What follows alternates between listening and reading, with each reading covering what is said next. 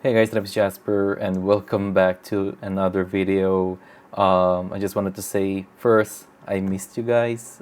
Sorry it took this long para gumawa ako ng isang video na related sa, anything related to a Pinoy TV show and stuff like that. Sorry, hindi ko na-fulfill yung promise ko na, actually there's like two promises. One is the video essay. Oh, by the way, bago ko sabihin to, yeah, you guys might remember me from doing the reaction videos para sa Maria Clara Ibarra. I used to do that every day, every single day, pero hindi na ngayon after nag-conclude yung show na yon. Pero I did promise doing like a video essay about Maria Clara Ibarra. It didn't happen, but it turned into it more into a video essay series which is now called na May Kwento Ako. Right now we are in episode 2. Episode 1 we talk about Jollibee. Episode 2 we talk about why Filipinos hate their skin, and then nagkaroon ng spin-off which talks about other stuff that is not Filipino related, which is the extreme Korean cinema. And I also told you guys na I need to do the Voltes 5 thing, stuff like that. Balak ko gumawa ng reaction video pero I was just like really busy, and to be honest, I think I can't do reacting to a single episode every day at mag-upload ng video every day. Nakakapagod siya mentally and stuff like that. And yeah, pero a lot of you guys has asked me to do a reaction video para sa Pulang Araw, which is the new show na lalabas sa GMA. I think Netflix yata. I don't know anything about the show other than remember when we used to talk a lot sa comment section bago manood ng isang episode ng Maria Clara Ibarra, and you guys informed me about Pulang Araw na darating nga daw. It's all about the Philippines. It's a TV show, World War II Philippines, stuff like that. Japanese occupied Philippines. And yun lang alam ko. I've seen some photos sa Facebook. I always visit Facebook, pero not that much. I do know na si Barbie Forteza nandoon. God, nalimutan ko name niya. Yung si David something. David, nalimutan ko ang apelyido niya. Yung partner niya na sa Maria Clara Ibarra. And that's the only two people that I know na babalik doon. I'm not sure kung yung artista ni Maria Clara ay babalik. Stuff like that. Pero, hey, it's from GMA. I don't know who's behind this team this time. We'll see. But I'm going to do a reaction to it right now. I do know na merong trailer and there's a featurette, so we're going to watch both of those things. But yeah, this is just a little channel update for you guys. Hopefully, you guys can forgive me kasi I'm just like a really busy person. Pero I do, even though I love to talk about movies and shows, Filipino stuff, mga ganung bagay, I just can't do it right now. I'm working, and your boy has already graduated. So, and at the same time, I also during that gap kung saan I stopped doing the videos, the Maria Clara Ibarra videos, I already became a director. I directed Handshakes, and hope you guys watch it. Nasa YouTube channel ko. And yeah, let's just react to Pulang Araw, and we'll see. And as you guys know, I'm a huge fan of historical stuff. Uy, nice yung bugong. I'm a huge fan of historical stuff, especially Filipino stuff. And we're moving from the Spanish colonization times to the Japanese colonization thing, which I think Japan colonized the Philippines for like 2 years yata. Nalimutan ko na. I don't know. Pero yeah, let's just do a blind reaction to that. Okay. Ito-type ko na. Ayan, Pulang Araw. Pulang Araw. Trailer. Okay, so what I'm seeing here is we have Netflix Philippines. Interesting. Please, look, I love Maria Clara Ibarra, pero I'm not a fan of like watching a single episode every day.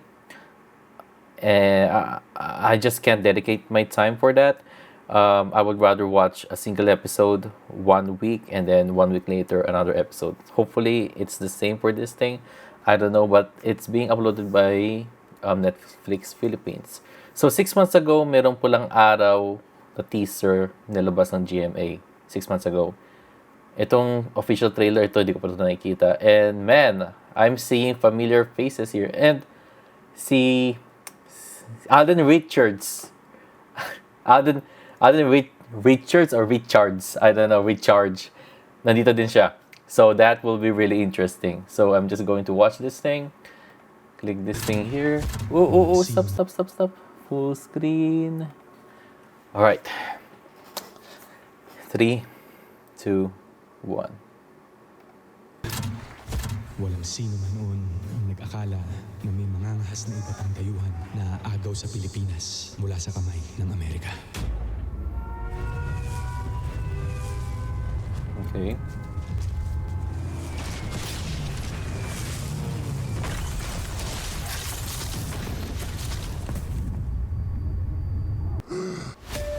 Bago sumiklab ang ikalawang digmaan, nagsimula ng magkagila Kinakalimutan sa ako. buhay namin ng aking kuya Eduardo. Oh my God. Ito po ba talagang kababa ang tingin niyo sa amin ng kuya ko? Sa palagay niyo ba, kami talaga ang masamang impluwensya sa ate ko? Sinaktan ka na naman. Sumakapatid sila. Teresita.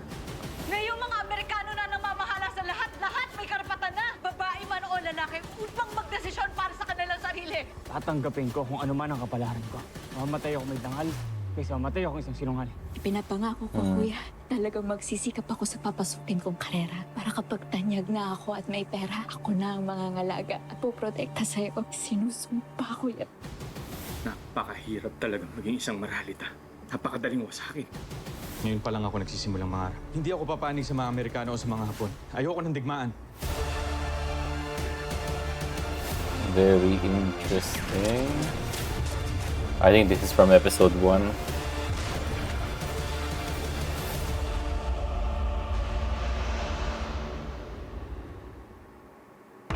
July 26? What? This week na yun? Bro, there's just so many things happening on July 26. One thing's for sure. Man, wait, okay, bago yon. Okay, may nakitang featurette eh. Ito natin featurette. Okay, I am cautiously optimistic. Basically drama siya from what I'm seeing. Pero we'll just see. Of course, yung CGI and stuff like that, it's not the best. I wasn't expecting it to be the best as usual. Pero for a TV show, for a Filipino TV show, it's looking good. It's looking really good. And man, I'm really curious to see kung ano yung magiging role dito ni Barbie Fortes. I think she's trying to be like one of those dancers who wants to be like a celebrity, something like that. Di ko alam kung anong tawag sa mga show na yun. Pero, tingnan natin yung featurette. Pero man, this week, wow, that's crazy, bro. Okay, 10 minutes. 10 minutes. Tingnan natin kung ano meron dito. Full screen. I do like this stuff. Clearly, it's CGI and stuff like that. Pero man, ramdam mong, oh my God, malulobot na yung earphone ko. Ito kasing earphone ko tumutunog. Wait a sec. Ito, like ramdam mong this is 1940s Manila. I've seen like some old photos of Manila. It looks really like those, parang exactly from the photos. I got nothing else to say. Pero yeah, let's just watch the featurette and let's react to it.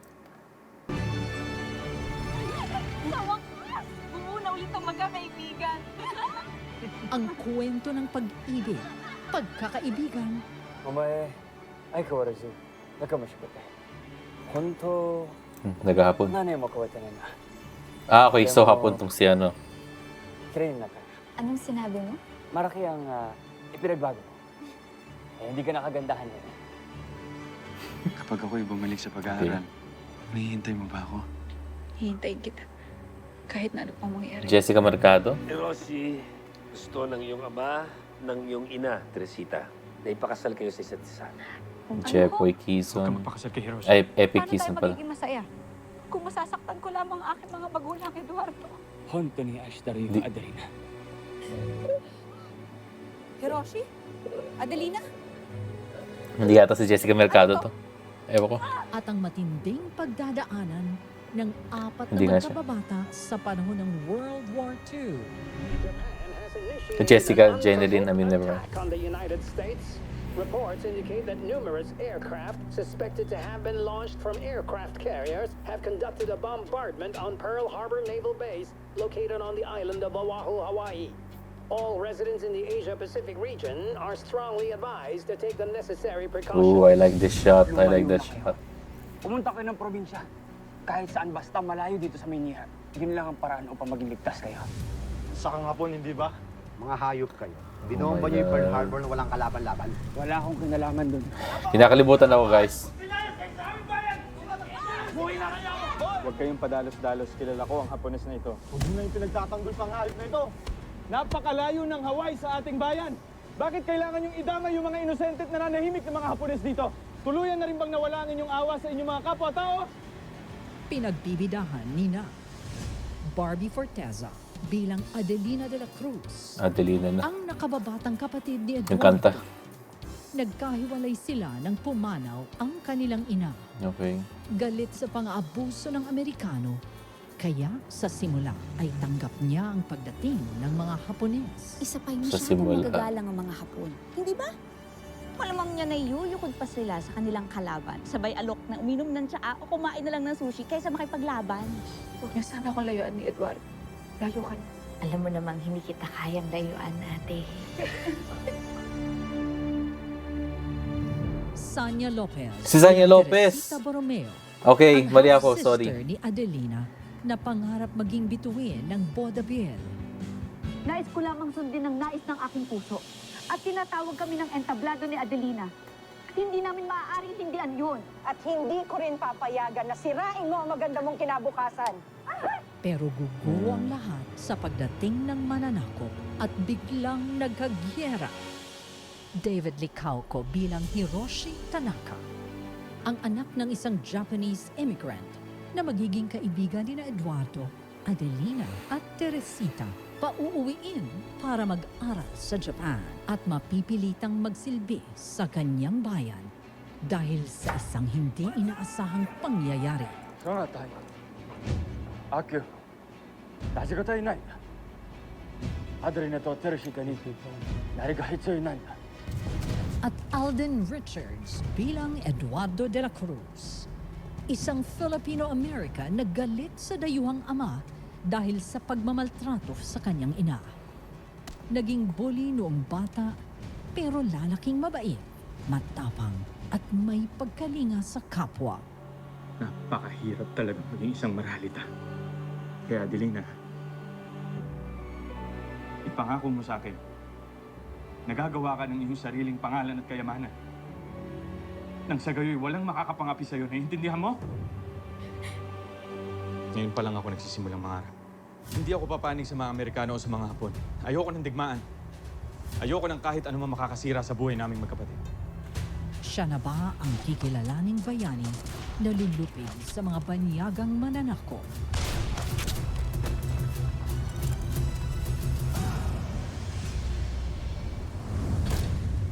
Dennis Trillo. Oh, sa he's back. natatanging pagganap Sino siya? bilang Colonel Yuta Saito. Oh my God, hapon ka, Ang bro. mabagsik na Japanese Imperial Army officer. Kalaban siya? May misyong sakupin ng bayan. Dang, bro. Kalaban siya? Mapagbabago ba ng pag-ibig para sa isang Pilipina ang hangarin niya? Oh. Angelo De Leon bilang Carmela Borromeo. Palibhasa kasi, isa kang mangmang. Walang pinag-aralan. Higit pa na mababa ka sa dura ng mga walang kwentang tao. Epi Quezon bilang Julio Borromeo. 10 taon ako Okay. nagtiis Magkapatid para yata sila. makapag-ipon, para mapagawa ang teatro. Mag-asawa. 10 taon kong hindi nasaksihan ang pagdadalaga ni Teresita at ni Adelina. Tapos ipinagbili mo ang lupa ko at ang teatro. Pinatay mo na lang sana ako. Rochelle Pangilinan bilang Amalia Di Malanta Torres. O, ano bang inantay nyo? Kain na. Minsan lang special ang ulam. Adobong baboy para sa mga binababoy. Mabuti pa yung Iberian, hindi ginahasa. Robert Senya Wow. bilang tatay John. Comfort mo yata sila. sorry ladies. Bumalik na lang kayo kapag nahanap nyo na ang sarili nyong tinig, ang katauhan nyo bilang performer. Nang sa ganun maging karapat dapat kayo maging anak ng isang napakahusay nyong ama. Neil Ryan Sesse bilang Lauro Torres. Ito yung bahay na sinasabi ko. Nariyan sa loob yung mag-asawang hapon. Natitiyak ko, malaki mapapala natin dito. Ashley Ortega bilang Manuela Apolonio. Si Ashley Ortega, okay. Mababa ang lipa. Siya po yung sa Voltes 5, di ba? Sa akong madre. Madring binaboy niyo! Nicoy Morales bilang Tasyo. Hahayaan na lang ba natin na mamatay tayo lahat ng walang kalaban-laban? O lalakasan natin ang ating mga loob para sa ating kalayaan? Seth Cadayona bilang Luis. Magandang umaga, Adelina. Daming Jay characters. Arcilia bilang Dado. Sumusunod lamang ako sa utos na arestuin ng lahat ng mga Hapones sa buong Maynila at ikulong.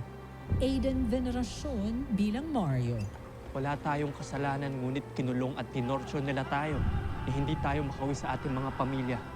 Kaya't nararapat ang napagbayaran nila iyon. Tyro Dailusan bilang Juan. Di ako mamamatay. Mahusay ako magtago. At kung may dapat mamatay, yung mga salbahing hapon yun. Lalo na yung pumaslang sa nanay at tatay ko. Kaya huwag mulit ako ipamigay sa kahit kanino. Sa natatanging partisipasyon nina Julian San Jose. So she's back nga. Parang Derek cameo lang. Monasterio. Isay Alvarez. Rabia Mateo. Jackie Wu. Maria Ozawa. Nandiyan din siya. Billy Ray Gallen. So parang ano pa rin siya, artista. At Rian Ramos. Which makes sense, hapon siya.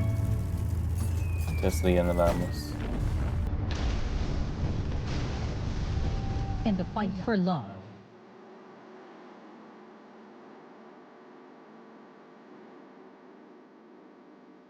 Family and country. The indomitable spirit is the greatest weapon para sa pamilya.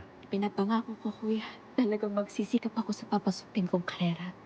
Para kapag tanyag na ako at may pera, ako na ang mangangalaga at puprotekta sa'yo. Sinusumpa, kuya. Para sa kababaihan. Iba na ang panahon ngayon! Ngayong mga Amerikano na namamahala sa lahat-lahat may karapatan na! Babae man o lalaki upang magdesisyon para sa kanilang sarili! Para lahat, pantay-pantay.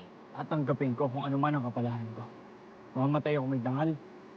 Kaysa matay ako isang sinungan. Para sa tagumpay na ilalaban hanggang kamatayan. Ngayon ay handa na ako pumatang ng mga kaaway na Amerikano at Pilipino. At para sa bayan. Sasali tayo upang hindi na maranasan ng iba pang mga Pilipino ang naranasan at nararanasan natin ngayon. Kung sakaling matalo natin ang mga Hapon at mapaalis natin sila, hindi na sila makakapanakit pa kailanman ng iba pang mga Pilipino. Kung sakaling mangyari man yun, makakauwi na tayo sa ating mga pamilya ng payapa at walang iniisip. Yun lang ang aking nais, makauwi sa aking kapatid. Isa pa ang mahal ko. Laban na. Pulang Araw. A Filipino story. Oh, nice. Nice. I like that flag thing. Okay. Let's react to it. Okay, impressions muna. Here's what I can say. I am really excited for this one. I think we don't have any other like kind of media kung saan we explore a Japanese occupied Philippines. Unless I'm missing something. So this is really interesting to see. When we talk about World War II Philippines, first thing that comes to mind is, of course, yung yung mga battles na nangyari throughout sa buong Pilipinas, stuff like that. The MacArthur thing, the Battle of Corregidor, yung Bataan Death March, stuff like that. But it kind of feels like, from what I'm getting from this show, we are going to explore the first few months of the Japanese occupation sa Pilipinas. Pero at the same time, I think maybe well, we did see si Alden Richards ay barilan sa mga Hapon. Kalaban niya dito. Pero other than that, I'm not seeing like actual Japanese soldiers here. We do see Hapon ba to? Filipino. I think, yeah. JRC Dado. So I think this is a Filipino soldier right here. This stuff, they're trying to escape to. Nakatago sila. So I'm really curious to see we already have like a rebellion here. They have the guns, the Japanese rifles with hindi tawag to machete, yung bayonet, yung bayoneta nila, may mga ganyan din sila. So we're not seeing, merong American soldier dito, pero I think this is a flashback scene. So I'm not seeing a lot of war here na nangyayari. So mostly I think it will focus more on the drama side of this part, which I think is, of course, mas maganda para sa budget nila. And,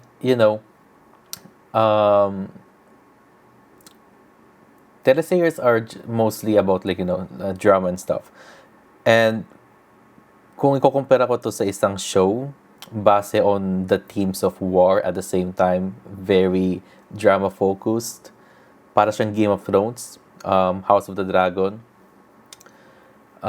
yung both shows na yung Game of Thrones and House of the Dragon, kasi there are ongoing wars happening at the background of each setting, pero mostly 90% of the time you'll just see two people talking, stuff like that. Pero here it's more about, instead of politics and stuff like that, here it's more about just people trying to survive. The biggest surprise to me here is, of course, seeing Dennis Trillo back, pero as a villain. Like I told you guys before, I like Dennis Trillo as an actor even way before Clara Ibarra. I've seen some of his stuff. I did see the Felix Manalo movie. I think it was just a fine film, a good film. Pero I haven't seen Dennis Trillo in a way na parang masama siya and stuff like that. And the closest thing that we got is when Crisostomo Ibarra turned into Simon. I think Dennis Trillo's version of Simon is easily one of the highlights of Clara Ibarra. And hey, at the same time, Simon is he's not an evil character per se, but he's like an anti-hero. He still has morals and stuff not morals, pero more he's trying to do good for the Philippines, pero yung nga lang using violence and stuff like that. Seeing Dennis Trillo in this role as I think corporal yata is isang maybe a spy din, para sa isang Japanese squad or Japanese a set of Japanese soldiers, is really interesting to think about, because finally I will be able to see how capable is Dennis Trillo of being an actual villain, right? Pero base sa range ni Dennis Trillo, hopefully, well, clearly they casted this guy because Dennis Trillo is just a high profile name sa GMA, and especially for this show, which I think is going to be trying to be really ambitious. Pero I'm hoping that whoever the villain is, he should have proper reasons on why he does this. Of course, syempre soldier siya ng Japanese Empire dito. Pero the best villains the best villains in movies and TV shows are the ones that thinks they're doing the right thing, 'di ba? So even though si Thanos sa Avengers, 'di ba? Masama siya, pero he's trying to do it para lang ma-retain yung balance sa buong universe and stuff like that. You get his intentions even though he is portrayed as the villain or masama siyang tao, masama siyang alien and stuff, or Titan siya, the Mad Titan Thanos. And other than that, I like seeing Barbie Forteza here again. Barbie Forteza, I think, is the biggest surprise for me sa Maria Clara Ibarra because, not only na siya yung main lead sa show na yun, pero I love the way how she acts, her range and stuff like that. Even though there's a lot of memes and jokes like Barbie Forteza might be overrated and stuff like that, she's always being used as the face of GMA celebrities when it comes to youth, like young and rising stars. But I think Barbie Forteza has already risen all of her hard work from before, or she earned this role right here, even though people, the producers are just using her kasi people know her. Whenever Barbie Forteza is in there, they know na this show will sell, right? People are going to watch this show. And of course, since nandito siya, of course, nandiyan din dapat si David Litusero or something like that. I mean, fine. I like David. I like the way he portrayed that character sa Maria Clara Ibarra. Pero I think he's not like the best in everything, stuff like that. I still think na yung si Barbie Forteza is still like I think one of the best. And man, who played Maria Clara ulit? Yung shota ni Waver Cruz, right? Si Julia San Jose. Yeah, Julia San Jose. I think Julia San Jose, si Barbie Forteza, and the person who played Sisa. And also the studio, I think they're like the peak of the Maria Clara Ibarra show. So I'm just really curious to see them again together in one TV show playing different characters this time. I'm really curious to see if they're going to incorporate that character na they're playing in this show right here. And yeah, other than that, again, I think base sa tawag dito, base sa backstory ng mga characters dito, I am just really glad na I think at least base sa featurette na to, at least they took the time to give this character some kind of backstory. I just don't want them to be there just for the sake na them being there and stuff like that. I think there's a lot more. There's a lot more than this feature that we're seeing right here. So I'm not expecting again like a lot of battles, but I'm expecting just survivors trying to survive. What does the Philippines looks like in an American / Japanese occupied country, diba? We get hints of that thing base sa wardrobe na suit nila. Even the hair and stuff like that. Right now I just love the set dressing. I love the sets so far. It's really giving me a lot of 1940s vibe. Ay, at least ito may Japanese soldiers dito. I'm really curious to see how they're going to top the set designs here compared dun sa Maria Clara Ibarra, kasi I think the set design for Maria Clara Ibarra is just fantastic. It kind of feels like majority of each frame feels like a painting and stuff like that. This is going to be harder, I think, kasi instead of seeing a lot of bouquet mga kubo in provincial life and forests and stuff were nasa Manila yata sila, diba? I think nasa Manila sila. And we're going to see a lot of Manila stuff here too. That means Manila roads, Manila architecture during those times, even Manila vehicles, like itong mga vehicles na to from the 1940s. So far, they had to rely on CGI, which makes sense. It doesn't look like the best, coming from a person who keeps on playing video games. So, I'm a guy who can who can detect anong part ng CGI and stuff like that and blah blah blah. Pero from what it is, I think it looks great.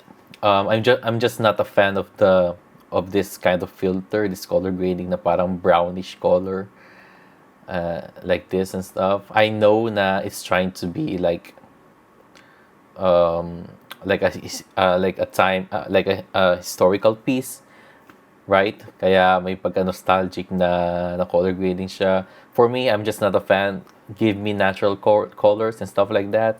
Something that we got. I think yung Maneklat Ibarra parang for the most part parang may pagka-natural yung kulay niya, right? Pero dito there's a lot of orange, right?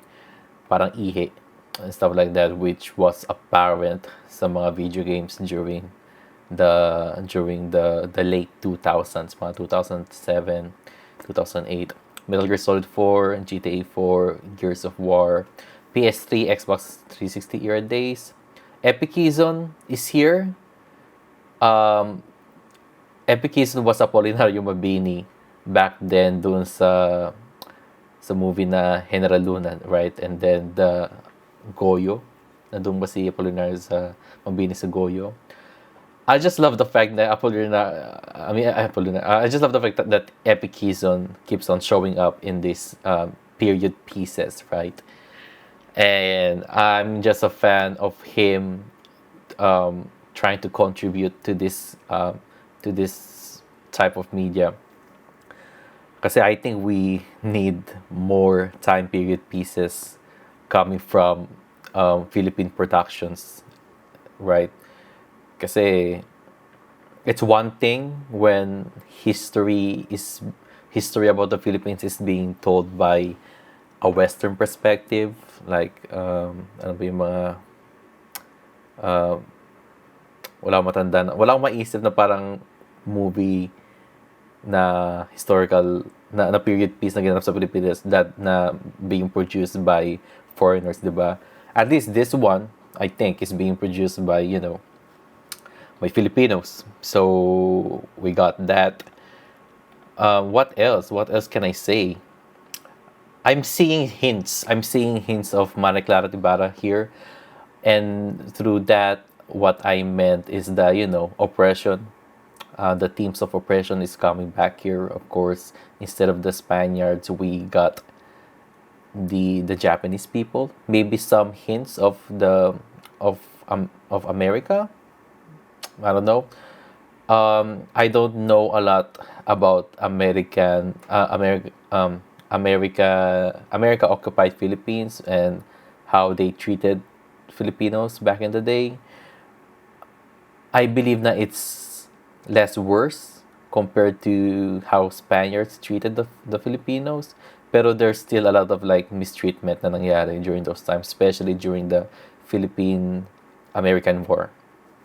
And a little trivia, the Philippine-American War is not actually hindi masyado na-mention sa US history books if you're a student studying history here in America. Some people only found out about the Philippine-American War through YouTube and stuff like that. That's why I think YouTube is such an amazing or the internet in general is just an amazing piece of information, diba? So do your research, stuff like that. I think either in the forest, maybe this is a cemetery. I think this is a new face. I haven't seen this person before, pero I love seeing children in show like this. They need to start from somewhere, and it's a good platform a show as big as this is a good platform for them, diba? Para to rise up. No pun intended. Pero again, we got Miss Julia San Jose. Other Richard, so Filipino American siya. Really, really curious to see the backstory of this guy. One thing that fascinates me about the America occupied Philippines is like how does how did how did American society interacted with Filipino society during those times, right? Because most of the time, whenever there's a Spaniard, especially sa Clara, Ibarra, whenever there's a Spaniard showing up in a scene, most of the time that Spaniard is like a part of the authority, right? O nasa high-ranking class siya, which makes sense. That was the class system during that time. That's why Filipinos were called Indios and stuff like that. Here, I don't know if there's a class system here. Pretty sure there is. Like that's just how society works.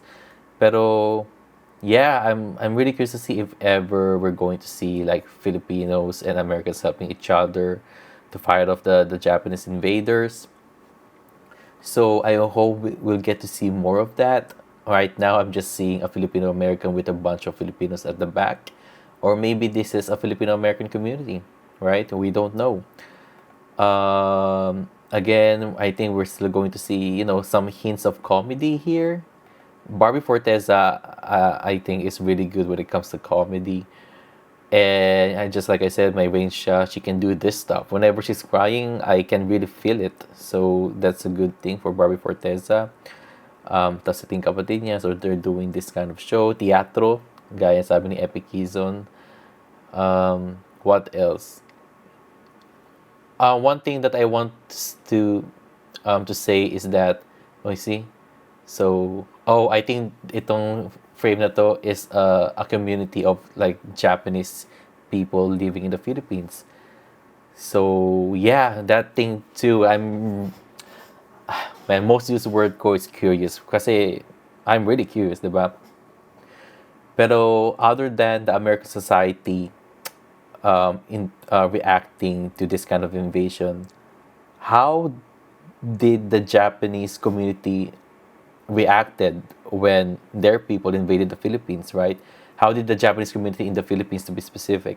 So we're seeing a frame of that dito, right? That's a Japanese soldier right here.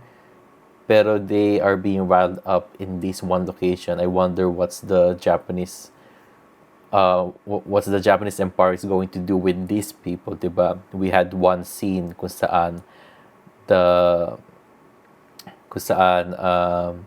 isa sa mga Pilipino, they were hunting for like any Japanese person para i-execute yata or something like that. And that's like, not only Filipinos are being victimized during the Japanese invasion in the Philippines, but we also got like these people right here, the actual Japanese people, diba? And I'm just really afraid for them, to be honest. Kasi, paano mo ito sasabihin?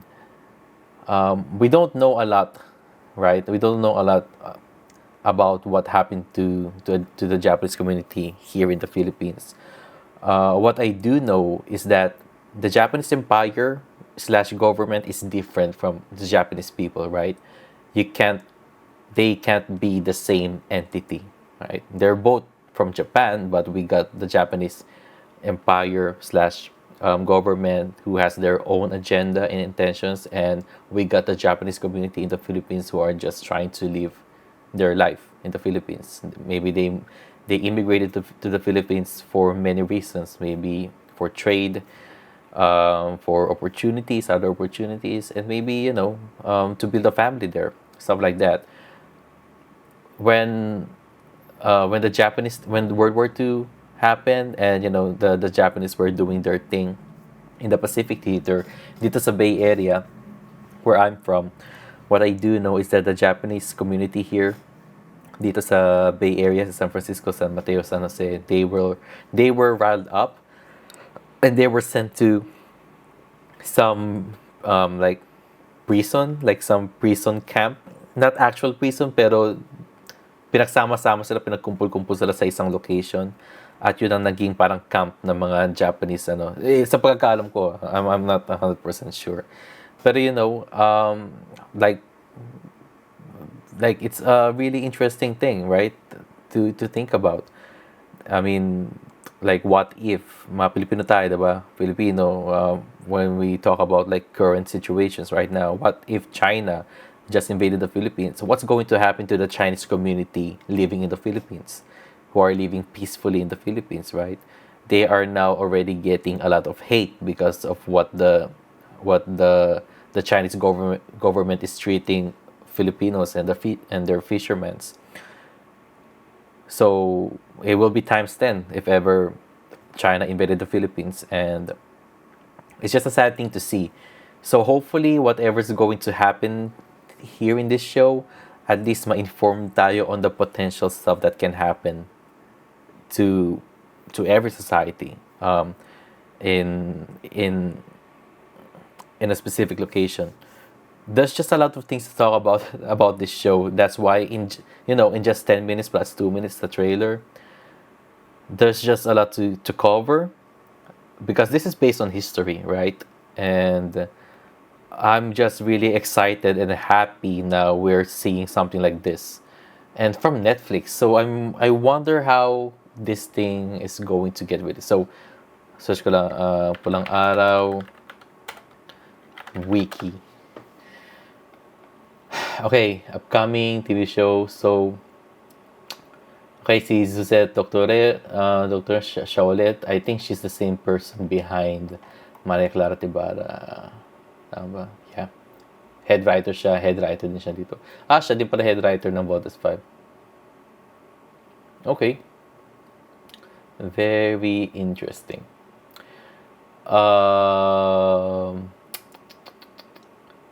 Release. Okay, the pilot episode. Okay, the pilot episode is going to be scheduled for premiere on Netflix July 26. What is television debut on July is slated for July 29.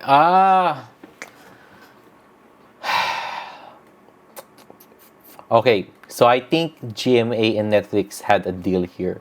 Basically, isang episode lang sa Netflix, and the rest, I think itong episode to maybe an hour or something like that, and the rest of the episode is slated for broadcast, so on TV, July 29. So that's like basically 1 week. Tama ba? Check ko yung calendar ko dito. 26, 29. Very interesting. So after 2 days, ipapalabas na siya sa TV. Ilang episodes kaya to? Okay, Dr. Lero's interest in writing a story set during the Japanese occupation of the Philippines was a result of her grandparents' experience as guerrilla fighters. Okay, guerrilla fighters sila. And vaudeville performance. Vaudeville.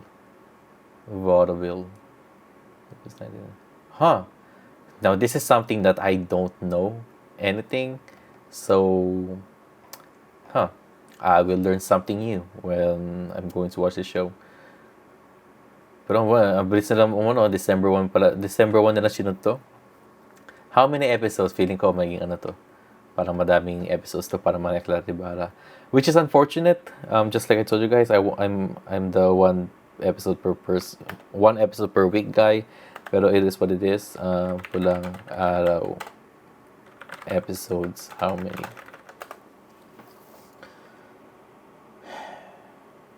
Well, there's no mention here.